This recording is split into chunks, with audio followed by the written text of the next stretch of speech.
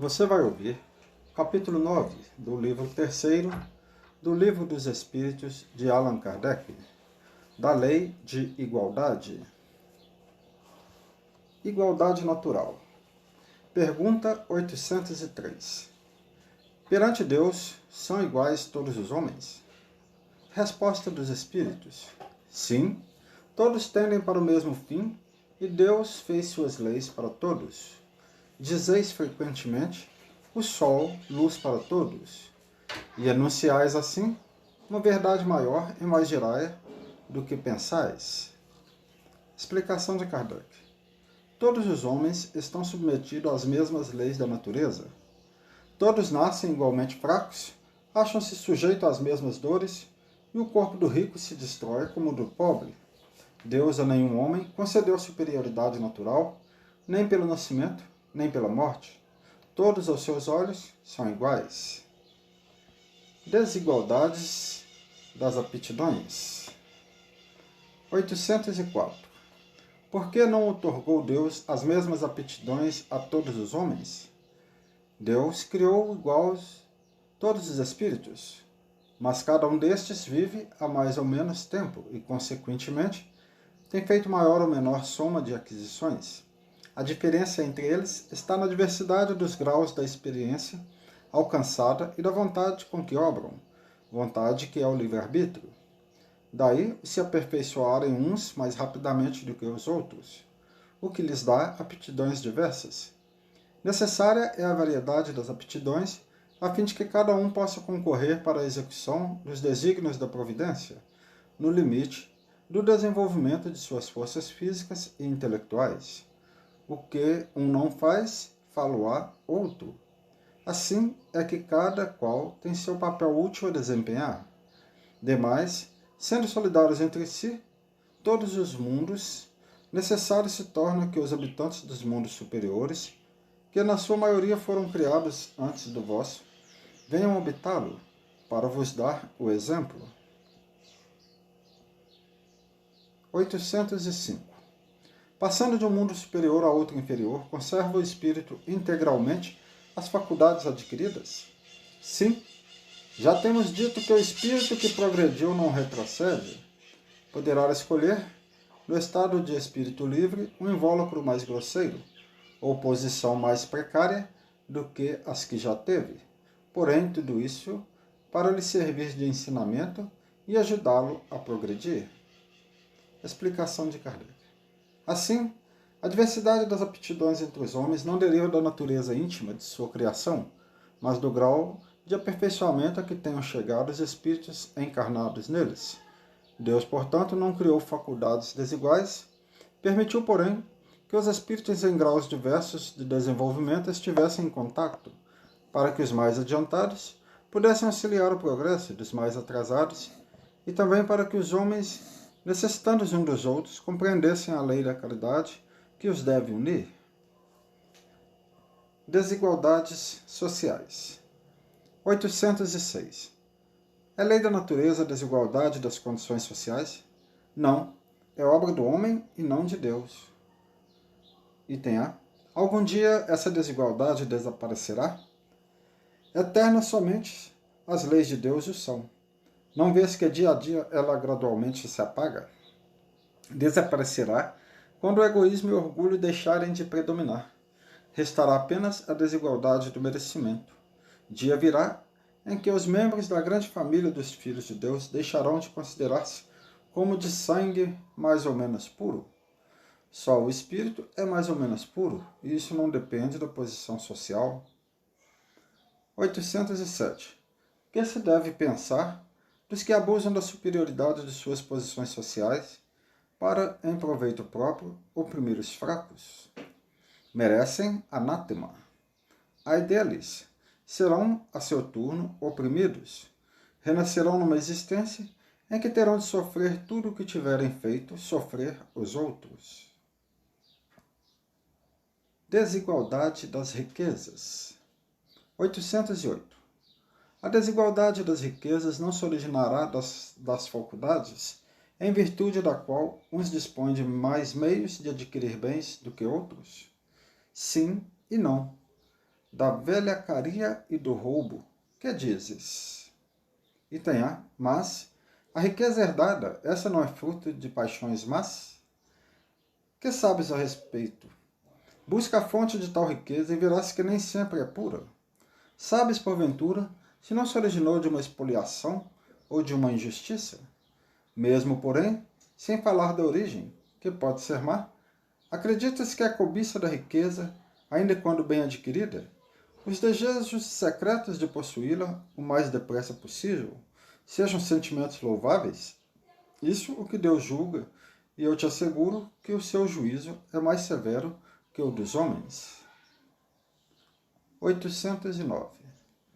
Aos que mais tarde herdam uma riqueza inicialmente mal adquirida, alguma responsabilidade cabe por esse fato? É fora de dúvida que não são responsáveis pelo mal que outros hajam feito, sobretudo se o ignoram, como é possível que aconteça. Mas fica sabendo que, muitas vezes, a riqueza só vem ter às mãos de um homem para lhe proporcionar ensejo de reparar uma injustiça. Feliz dele se assim o compreende. Se a fizer em nome daquele que cometeu a injustiça, a ambos será a reparação levada em conta, porquanto, não raro, é este último quem a provoca. 810. Sem quebra da legalidade, quem quer que seja pode dispor de seus bens de modo mais ou menos equitativo. Aquele que assim proceder será responsável, depois da morte, pelas disposições que haja tomado. Toda ação produz seus frutos. Doces são os das boas ações, amargos sempre o das outras. Sempre entendei o bem. 811. Será possível e já terá existido a igualdade absoluta das riquezas? Não, nem é possível. A isso se opõe a diversidade das faculdades e dos caracteres. Item A. Há, no entanto, homens que julgam ser esse o remédio aos males da sociedade. Que pensais a respeito? São sistemáticos esses tais, ou ambiciosos, cheios de inveja? Não compreendem que a igualdade com que sonham seria o curto prazo desfeito pela força das coisas? Combatei o egoísmo, que é a vossa chaga social, e não corrais atrás de quimeras. 812. Por não ser possível a igualdade das riquezas, o mesmo se dará com o bem-estar? Não, mas o bem-estar é relativo e todos poderiam dele gozar se entendessem convenientemente, porque o verdadeiro bem-estar consiste em cada um empregar o seu tempo como lhe apraza e não na execução de trabalhos pelos quais nenhum gosto sente. Como cada um tem aptidões diferentes, nenhum trabalho útil ficaria por fazer. Em tudo existe o equilíbrio. O homem é quem o perturba. Item A. Será possível que todos se entendam? Os homens se entenderão quando praticarem a lei de justiça. 813. Há pessoas que, por sua culpa, caem na miséria. Nenhuma responsabilidade caberá disso à sociedade? Mas, certamente, já dissemos que a sociedade é muitas vezes a principal culpada de semelhante coisa. Demais, não tem ela que velar pela educação moral dos seus membros? Quase sempre é a má educação que lhes falseia o critério, ao invés de sufocar-lhes as tendências perniciosas. As provas de riqueza e de miséria. 814. Porque Deus a uns concedeu as riquezas e o poder, e a outros a miséria, para experimentá-los de modos diferentes. Além disso, como sabeis, essas provas foram escolhidas pelos próprios espíritos, que nelas, entretanto, sucumbem com frequência. 815. Qual das duas provas é mais terrível para o homem? A da desgraça ou a da riqueza? São, no tanto, uma quanto outra. A miséria provoca as queixas contra a providência. A riqueza incita a todos os excessos. 816. Estando o rico sujeito a maiores tentações, também não dispõe, por outro lado, de mais meios de fazer o bem? Mas é justamente o que nem sempre faz. Torna-se egoísta, orgulhoso e insaciável. Com a riqueza, suas necessidades aumentam e ele nunca julga possuir o bastante para si unicamente. Explicação de Kardec. A alta posição do homem neste mundo e o ter autoridade sobre seus semelhantes são provas tão grandes e tão escorregadias como a desgraça, porque quanto mais rico e poderoso é ele, tanto mais obrigações tem que cumprir, e tanto mais abundantes são os meios de que dispõe para fazer o bem e o mal. Deus experimenta o pobre pela resignação, e o rico pelo emprego que dá aos seus bens e ao seu poder. A riqueza e o poder fazem nascer todas as paixões que nos prendem à matéria e nos afastam da perfeição espiritual. Por isso foi que Jesus disse: em verdade vos digo que mais fácil é passar um camelo por um fundo de agulha do que entrar um rico no reino dos céus. Igualdade dos direitos do homem e da mulher. 817. São iguais perante Deus o homem e a mulher e têm os mesmos direitos? Não outorgou Deus a ambos a inteligência do bem e do mal e a faculdade de progredir? Essa é a resposta dos espíritos. 818. De onde provém a inferioridade moral da mulher em certos países? Do predomínio injusto e cruel que sobre ela assumiu o homem. É resultado das instituições sociais e do abuso da força sobre a fraqueza. Entre homens moralmente pouco adiantados, a força faz o direito. 819. Com que fim mais fraca fisicamente do que o homem é a mulher? Para lhe determinar funções especiais. Ao homem, por ser mais forte, os trabalhos rudes; à mulher, os trabalhos leves. A ambos o dever de se ajudarem, mutuamente, a suportar as provas de uma vida cheia de amargor. 820. A fraqueza física da mulher não a coloca naturalmente sobre a dependência do homem? Deus a uns deu a força para protegerem o fraco e não para o escravizarem. Explicação de Kardec. Deus apropriou a organização de cada ser as funções que lhe cumpre desempenhar. Tendo dado à mulher menor força física, deu-lhe ao mesmo tempo maior sensibilidade em relação com a delicadeza das funções maternais e com a fraqueza dos seres confiados aos seus cuidados. 821. As funções que a mulher é destinada pela natureza terão importância tão grande quanto as deferidas ao homem? Sim, maior até. É ela quem lhe dá as primeiras noções da vida. 822.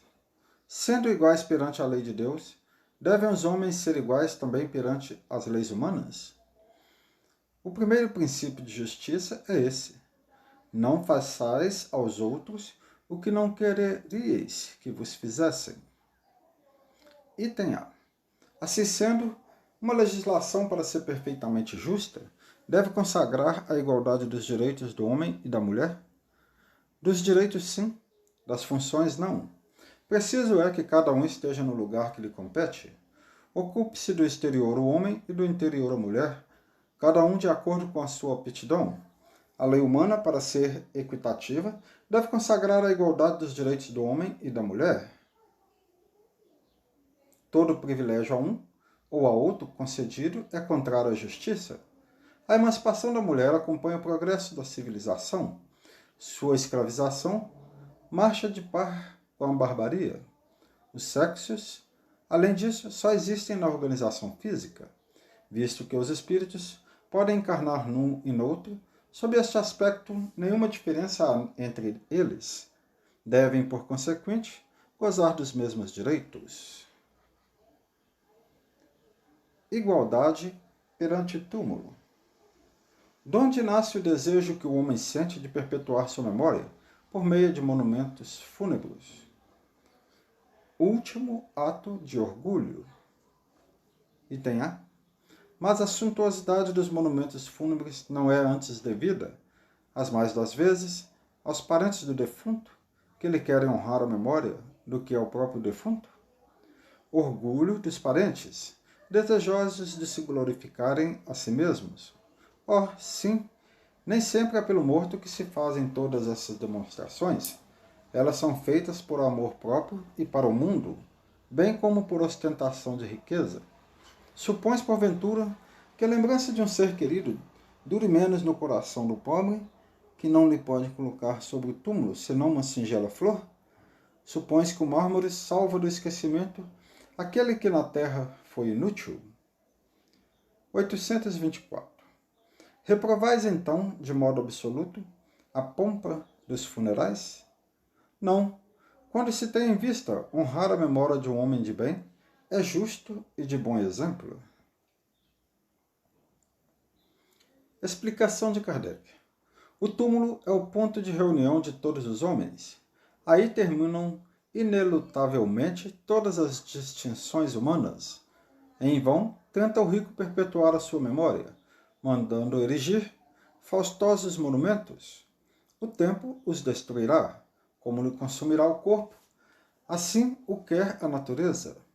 Menos perecível do que o seu túmulo será a lembrança de suas ações boas e más. A pompa dos funerais não o limpará das suas torpezas, nem o fará subir um degrau que seja na hierarquia espiritual.